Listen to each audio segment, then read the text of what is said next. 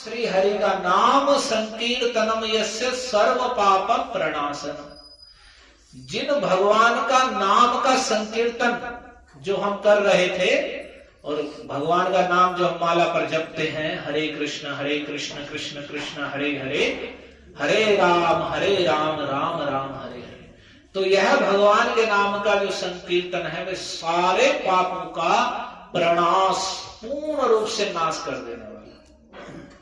लोग पाप नष्ट, पहले तो पाप करते हैं और फिर पाप दूर करने के लिए बहुत लोग जो कुछ धर्म कर्म में श्रद्धा रखते हैं तो कुछ प्रायश्चित करते हैं।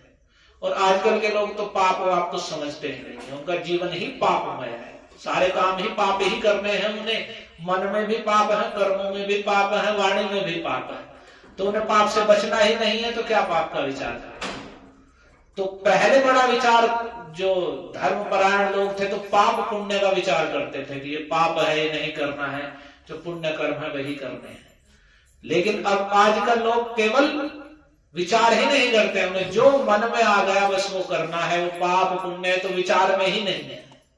और ये हमें विचार में ले लेना चाहिए, क्योंकि जो हमारे लिए अनुकूल परिस्थिति है, जो अच्छे फल हैं, वे हमारे पुण्यों के अनुसार मिलते हैं। यदि हमें अच्छा घर, अच्छा शरीर, अच्छी बुद्धि, अच्छा परिवार, जो कुछ भी अनुकूलता प्राप्त हुई है वो हमारे पाप पुण्यों के फल स्वरूप है। और जो कुछ भी हमें कठिनाइयां आ रही हैं, बाधाएं आ रही हैं, जो भी विपरीतता है वह हमारे पापों का ही फल स्वरूप है।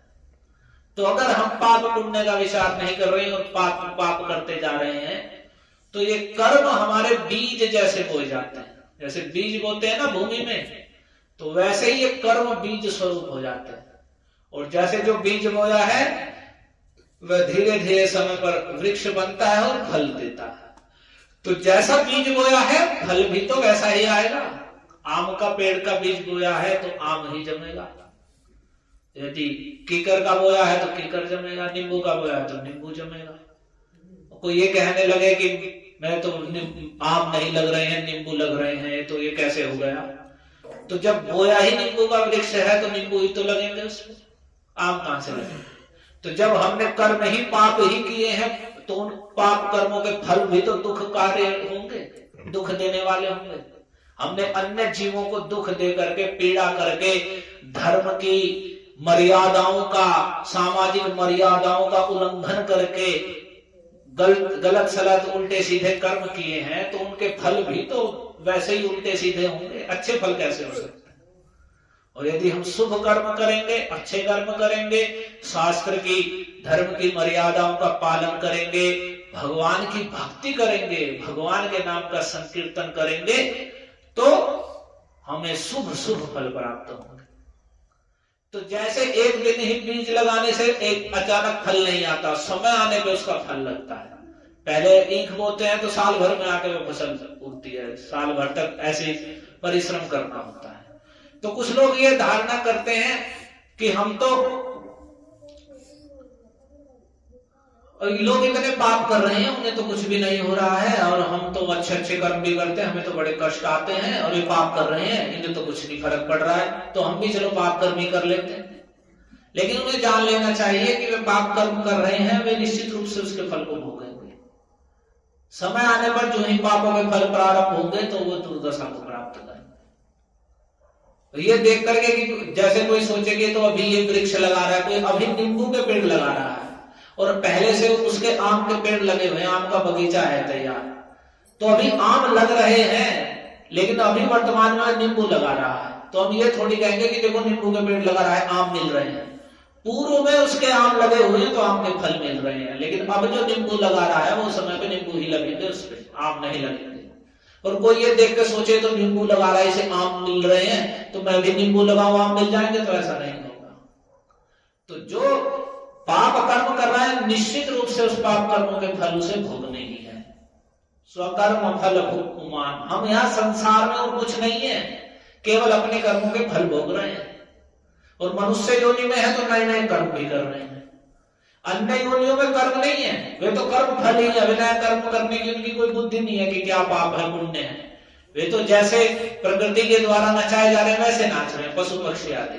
लेकिन मनुष्य जीवन, मनुष्य योनि श्रेष्ठ है, उसमें बुद्धि है कि क्या सही है क्या गलत है, तो वह सही गलत का विचार कर सकती है। तो ऐसी अवस्था में जब हम पाप करेंगे और ऐसे पाप कर्मों को बढ़ाते जाएंगे तो निश्चित रूप से वे हमें पाप के फल भोगने पड़ेंगे, और वे पाप के फल ही हमारे जीवन में फिर क्लेश ले लेकर और बाधाएं लेकर आएंगे।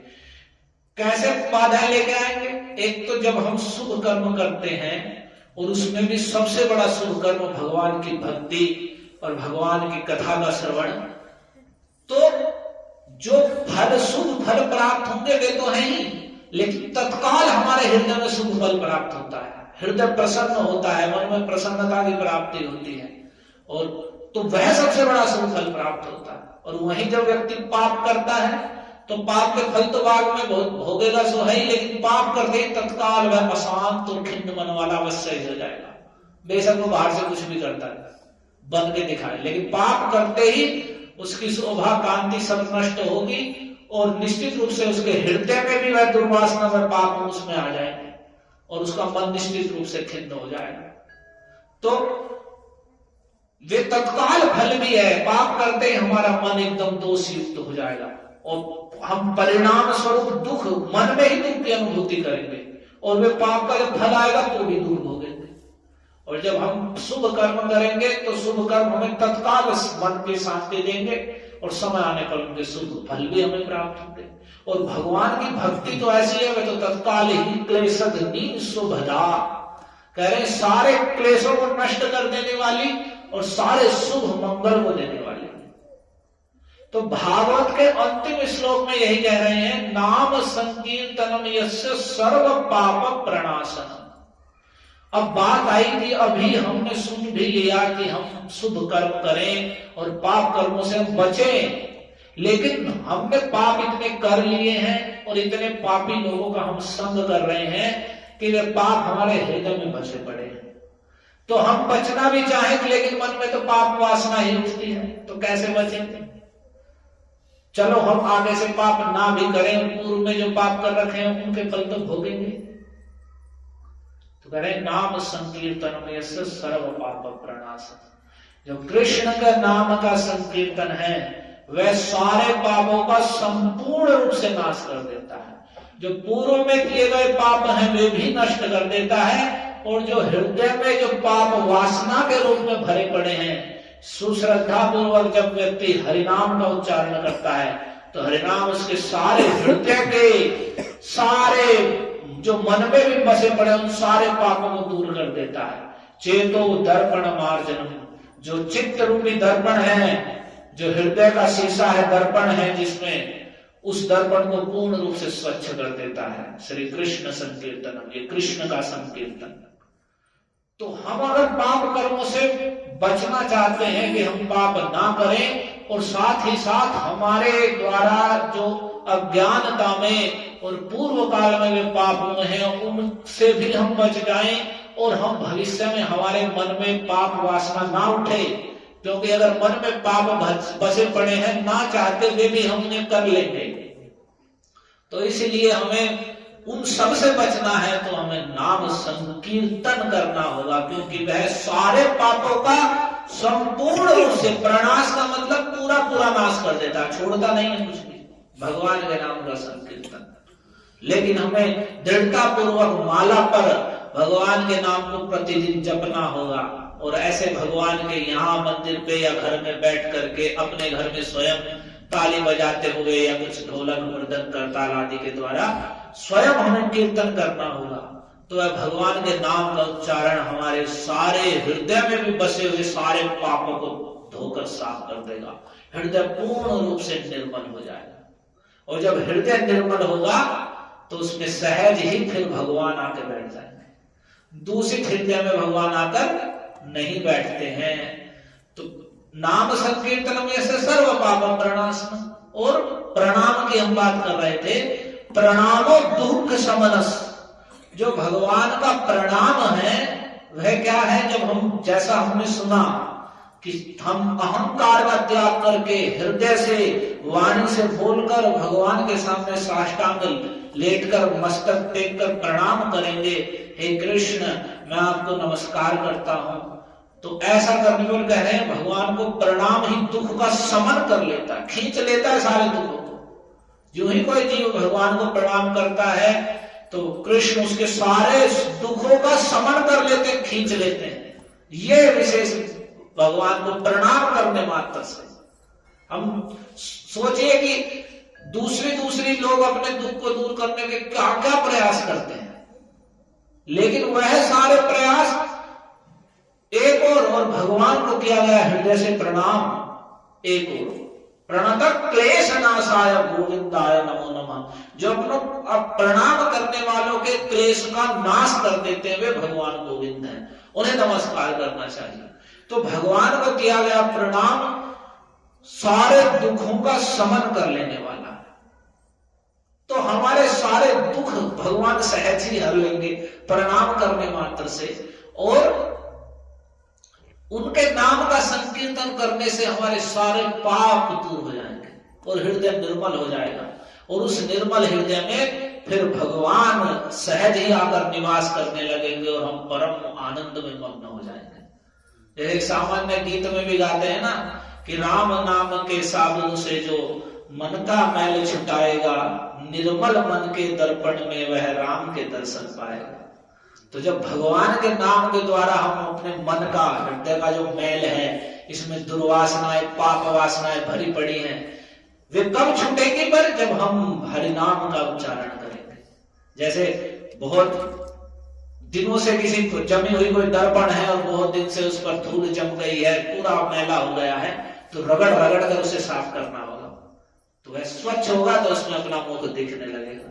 वैसे ही जब हम रगड़ कर हमें हरिनाम जपना होगा, यानी दृढ़ विश्वास से और नियम पूर्वक कि हम इतनी माला अगर प्रारंभ करेंगे, 2 माला से 4 माला से नित्य प्रति भगवान के नाम का हरे कृष्ण महामंत्र का जप करेंगे, और फिर बढ़ाते बढ़ाते कम से कम 16 माला तक हमें प्रतिदिन पहुंचना है। तो जब हम ऐसे भगवान के नाम का प्रतिदिन श्रद्धापूर्वक जप करेंगे, संकीर्तन करेंगे, तो हमारा हृदय स्वच्छ हो जाएगा और निर्मल मन के दर्पण में वह राम के दर्शन पाएगा। फिर हम हृदय में ही भगवान के दर्शन प्राप्त कर लेंगे, सहज ही भगवान उस हृदय में आ जाएंगे। तो पहले हमें अपने हृदय को स्वच्छ करना होगा, और वो होगा कैसे? तो भगवान के नाम संकीर्तन के द्वारा। और भगवान को हमें अपना अहंकार छोड़ करके नमस्कार करना होगा, भगवान के चरणों में आत्मसमर्पण करना होगा। और प्रणाम की क्या महिमा है, ध्यान से सुनिए। सो रहे भक्त लोग, हरे कृष्णा कृष्णा कृष्णा हरे हरे, हरे राम राम राम एकोपि कृष्णाय कृत प्रणामो।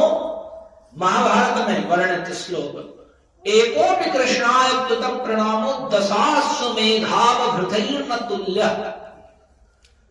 एक बार भी किया गया कृष्ण को प्रणाम, एक बार भी, लेकिन जो प्रणाम आपने सुना है अभी तक, हृदय से, वाणी से, आत्मसमर्पण की भावना से भगवान के चरणों में दंड की भांति लेटना कि हे कृष्ण आपकी शरण में हूं, ऐसी भावना से मैं आपको नमस्कार, अपना अहंकार का परित्याग करता हूं, आपके चरणों की शरण ग्रहण करता हूं। तो एक बार किया गया कृष्ण को प्रणाम, उसकी तुलना 10 अश्वमेध यज्ञ कर लिए जाएं तो वे भी उसकी तुलना नहीं कर सकते। 10 अश्वमेध यज्ञ करने के उपरांत स्नान किया जाता है, तो 10 अश्वमेध यज्ञ कर ले कोई। अश्वमेध यज्ञ कैसा?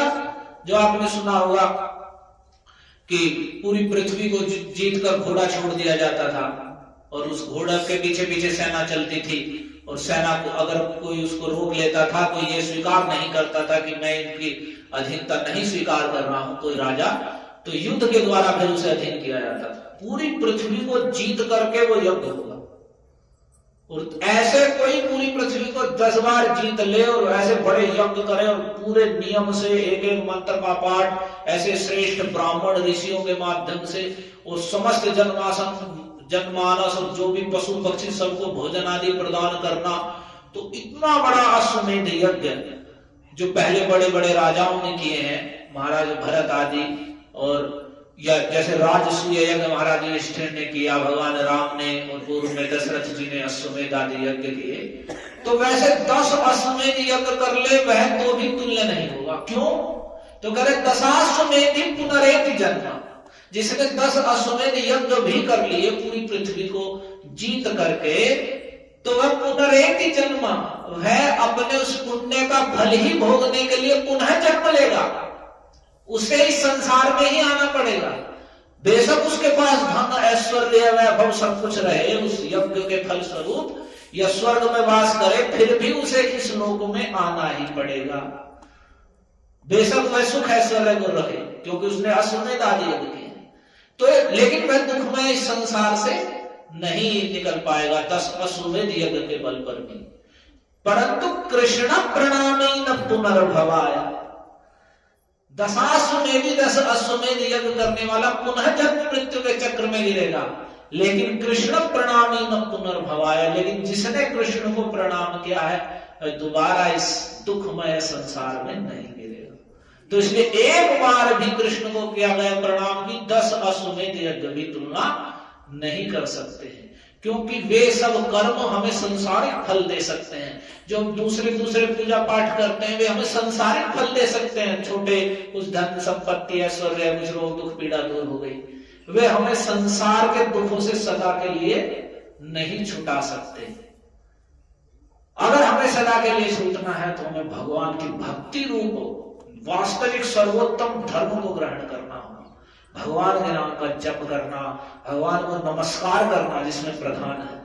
तो ऐसा करने से न पुनर्भव आया, फिर ये जन्म मृत्यु की जड़ ही काट देंगे भगवान।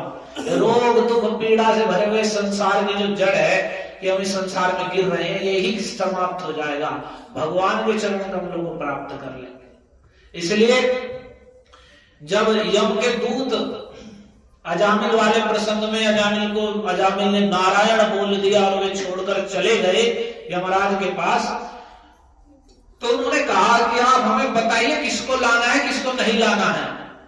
हम तो गए अजामिल को पकड़ने की पापी है, और वहां उसने नारायण बोल दिया, वहां 4 बड़े तेजस्वी पुरुष आ गए, उन्होंने हमें भगा दिया है। तो हम तो सोच रहे थे कि आप ही सब कुछ करने वाले, सबके शासक आप ही हैं, आपका भी कोई शासक है। तो यमराज जी तो सुनकर समझ गए कि भगवान के पार्षद आ गए, क्योंकि उन्होंने भगवान के नाम का उच्चारण कर दिया था। तो उन्होंने कहा फिर अपने दूतों से कि नामोच्चारण महात्म्यम हरे पश्यत पुत्र का, हे मेरे पुत्रों, हे मेरे दूतों, तुम भगवान हरि के नाम उच्चारण मात्र की महिमा समझो। केवल अजामिल ने अपने पुत्र के लिए मुख से नाम, भगवान का नाम नारायण उच्चारण मात्र किया, भगवान को पुकारा नहीं, केवल मुंह से नारायण बोल दिया अपने पुत्र के लिए। लेकिन ऐसा करने पर भी कह रहे अजामिलो की ये नहीं, वे मृत्यु पासादम उच्चत, केवल इतना बोलने से वे मृत्यु के जाल से साक्षात यम के दूत पकड़ने आ गए हैं, जिसके गले में फांस लेकर उसको निकाल रहे हैं। इससे बड़ी क्या विपत्ति होगी, और उसे दिख रहे हैं उस मृत्यु के पास से जिससे कोई नहीं बचता, वह उस मृत्यु के पास से बच गया, उस मृत्यु के लपेटे से, जान से बच गया। हे मेरे दूतों, तुम भगवान के नाम की, हरि के नाम की उच्चारण मात्र की महिमा देखो, कितना भगवान के नाम की महिमा है बोलने से। तो फिर उन्होंने कहा कि बताओ किसे, तो आप हमें बताइए किसे लाना है किसे नहीं लाना है। तो उन्होंने कह दिया कि देखो यमराज जी ने, किसे पकड़कर लाना है तुम्हें यहाँ यमलोक में और नरक में डाल के उसे दंड देना है। तो उन्होंने कहा जिह्वान अवक्ति भगवत गुण नाम ध्येयम, जिसकी जीभ भगवान के नाम का कीर्तन नहीं करती है। स्पष्ट यमराज जी कह रहे हैं, और किसी पूजा पाठ का नाम नहीं ले रहे हैं। वे कह रहे जिह्वान अवक्ति भगवत गुण नाम ध्येयम चेतस्य न स्मरति तच्चरणारविंदम, जिसकी जिह्वा कृष्ण के नाम का कीर्तन नहीं करती है, और जो चित्त से कभी भी भगवान के चरण कमलों का स्मरण नहीं करता है, हृदय में कभी भी भगवान के चरण कमलों का स्मरण नहीं करता है, संसार के विषय भोग और इच्छा द्वेष यही सब भरे पड़े, कभी भगवान के चरण कमलों का स्मरण नहीं किया। और फिर करे कृष्णाय नो नमति अच्छिर एक तापी, और जिस सिर ने एक बार भी कृष्ण को प्रणाम नहीं किया है, एक बार भी कर लिया है तो भी मैं बच जाएगा, ऐसा कह रहे हैं। एक बार भी, या कम से कम दिन भर में मैं एक बार भी भगवान को प्रणाम नहीं करता। ऐसे लोग दिन भर है, वे जीवन में पता नहीं उन्होंने कभी भगवान को प्रणाम किया है कि नहीं, बस सामान्य में कभी आए भी तो कुछ तो ऐसे है, मान लो कुछ स्त्रियां माता जी है, उनमें कुछ श्रद्धा दी गई तो मोटरसाइकिल पे आता वहीं खड़े हो जाता मंदिर से बाहर, बस तू घूमिया तू देख ले। और फिर वेद के श्रेष्ठ में कोई आवश्यकता नहीं है कि वे प्रणाम कर ले भगवान को। ऐसी दुर्दशा है लोगों की, मतलब ऐसे तैसे अरे गहरे तू करे संसारी लोगों के सामने जी हुजूरी करते फिरेंगे और मंदिर में आके भगवान को नमस्कार नहीं कर सकते। क्यों? क्योंकि वे पाप इतने भरे पड़े हैं हृदय में, वे उधर को जाने ही नहीं देंगे। जैसे व्यक्ति अधिक पापी हो जाएगा तो वो भगवान से विमुख, भगवान की भक्ति से सहज विमुख हो जाएगा, क्योंकि भगवान ने भगवद्गीता में जब पुण्य कर्मा लोग मेरा भजन करते हैं। तो कृष्णाय को नमति अच्छी एकता, जो एक बार भी कृष्ण को नमस्कार नहीं करता है तो यमराज ने कहा ताना नयत्वम असतो कृत विष्णु कृत्यान। तो ऐसे जिन्होंने विष्णु कृत्य नहीं किए हैं, ऐसे दुष्ट लोगों को उन सबको यहां लेकर आना है। किसे किसे लेकर आना है? जो जिह्वा से कभी भगवान का नाम उच्चारण नहीं करते, जो हृदय से कभी भी भगवान के चरण कमलों का स्मरण नहीं करते, और एक बार भी जो कृष्ण को प्रणाम नहीं करते हैं, ऐसे सारे दुष्टों को पकड़ करके तुम्हें यहां हम लोग में लाना है। और किन्हें छोड़ देना है? तो यमराज जी ने कहा परिहर भगवत कथा सुमत्तान। लेकिन हे मेरे दूतों, जो भगवान श्री हरि की कथा में मत्त हैं, कृष्ण के नाम संकीर्तन कृष्ण कथा में आनंद में रह रहे हैं, उनको दूर से ही त्याग देना। क्यों? प्रभु नाम न तु वैष्णवानाम। मैं अन्य सभी का स्वामी हूं, सब पर शासन करने वाला हूं, लेकिन जो वैष्णव हैं, विष्णु के कृष्ण के भक्त हैं, उन पर मेरा शासन नहीं है।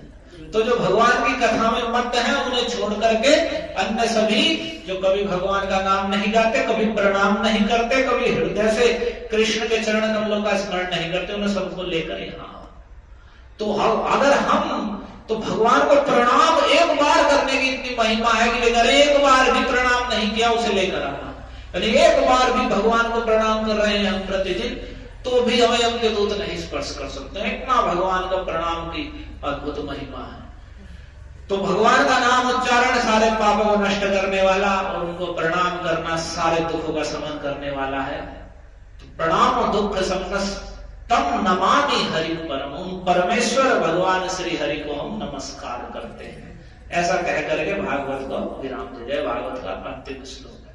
तो मेरे साथ इस श्लोक को बोल करके कथा को विश्राम करते हैं। मेरे पीछे बोलिए नाम संकीर्तनम